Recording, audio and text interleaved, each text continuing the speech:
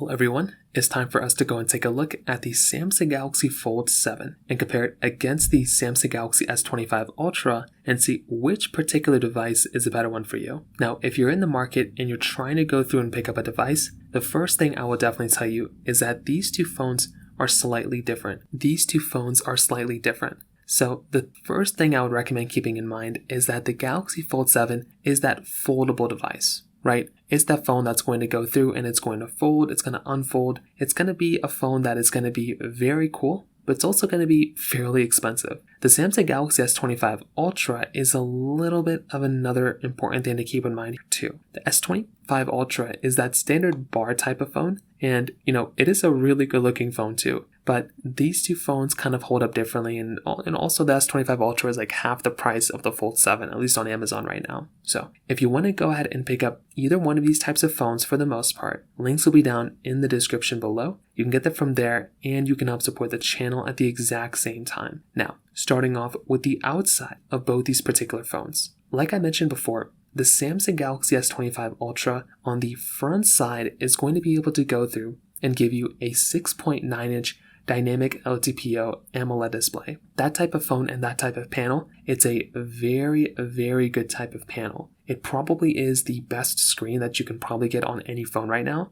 and it gets very bright at 2600 nits of brightness. It gives you a very good type of experience, and I feel like that right there is another important thing as well. So if you're going to go through and pick up a phone, that right there is a very good option. Very little bezel on it, hole punch display. There's really not that much to hate on it here, right? I feel like this in and of itself is a very good type of experience. Now, I will tell you, this is not a foldable screen. So some people might not like that, but I personally don't really mind too much. But the Galaxy Fold 7 really changed my opinion on these types of phones. So the Galaxy Fold 7 right now is going to be giving you a 8-inch foldable dynamic LTPO AMOLED display when it's unfolded, but when it's folded, it's giving you a 6.5-inch dynamic LTPO AMOLED display. So this is very different. The Galaxy Fold 7 is going to be giving you a much better type of experience, I would say, and that right there is going to be a really cool thing. Like, I definitely feel like this right there is another really awesome thing, and when you're going through and getting a device like this,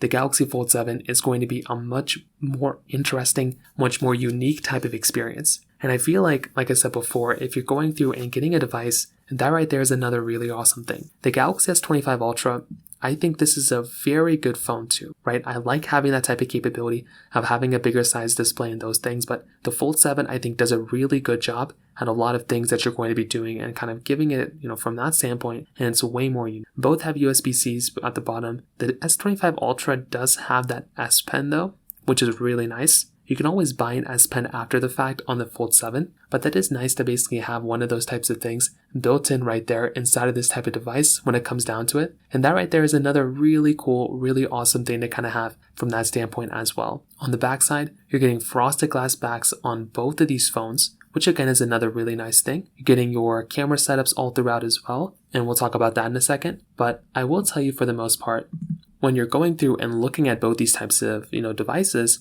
I'm definitely a big fan of the way these types of devices hold up, right? I feel like both these phones do a pretty good job at a majority of things that you're going to throw at them with, but the Fold 7 is more unique for sure. The S25 Ultra might be more practical for some people, but the designs are kind of similar now. It's kind of scary, especially now that the Fold 7's design change is so much cleaner and so much better. Now, beyond just the folding stuff, the cameras and the rest of the layouts are slightly different as well.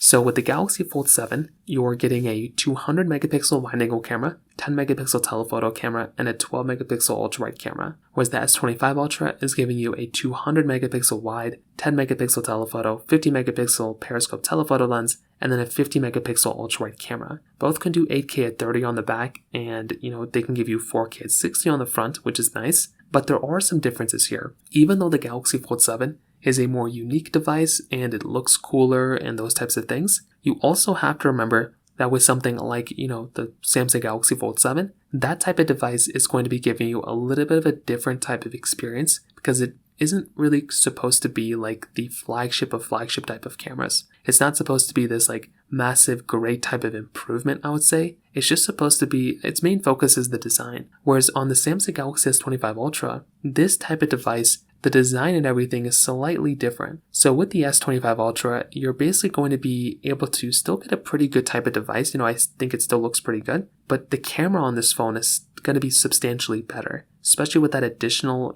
camera. And the way this camera is kind of optimized, I feel like the Ultras just have better cameras than the Folds, even though the Folds cost way more money. But regardless of that, it's not the biggest deal in the world, but that right there is going to be another one of those things to keep in mind there as well. Now, on top of that, I think another important thing to keep in mind here too is software longevity. So both these phones right now are still going to be supported with software for, many years. They both just got started with software support. So I feel like that is a really cool thing between both.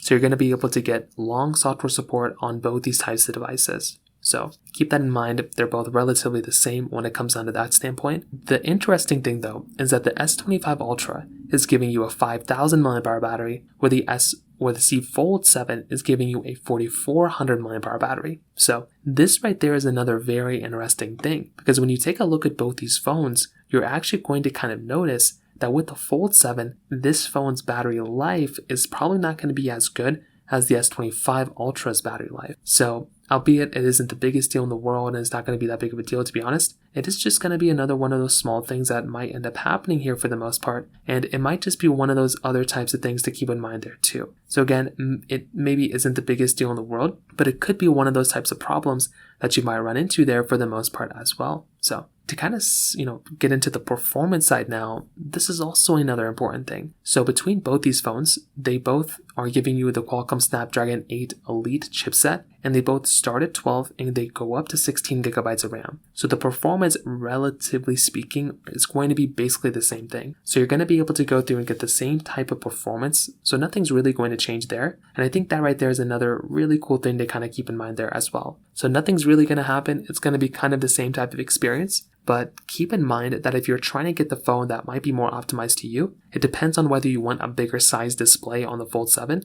or with the S25 Ultra, you're okay with getting kind of like a, the standard like bar type of phone that doesn't fold, but might be an easier type of use case for your particular situation. So to kind of sum it up, what I definitely will tell you is that within a device like the, Fold 7, this is a way more unique type of device. If you're going out and you're going to go through and buy a phone, this is a very unique type of device. It's a very unique type of experience. And I definitely will tell you that is the type of device that a lot of people might end up buying, and they might end up getting a really good experience with it. With the Fold 7, this is a very unique phone. It looks very unique. It looks great. I'm a big fan of it. But this is going to be another important thing that you're going to have to keep in mind here as well, right? Like if you're going to go through and pick up a device, you have to remember that these types of devices are going to be a little bit of a different type of experience, right? You're going to have to fold them, unfold them. Battery life's not going to be as great, but it is a really unique phone. It's a really cool concept. And the Fold 7, they knocked it out of the park with it. For me personally, I think I'd rather have the S25 Ultra, even if they were the same price. But the fact that the Fold 7 is like way more expensive, I think I'd rather still go for the S25 Ultra when it comes down to it. So from that side, that kind of covers it up there. If you have any other thoughts or questions, please let me know in the comment section below. Hit the like button, that means so much, but definitely hit that subscribe button. More importantly than everything else, I love every single one of you guys. Hopefully I'll catch you guys in the next video. Peace out till then.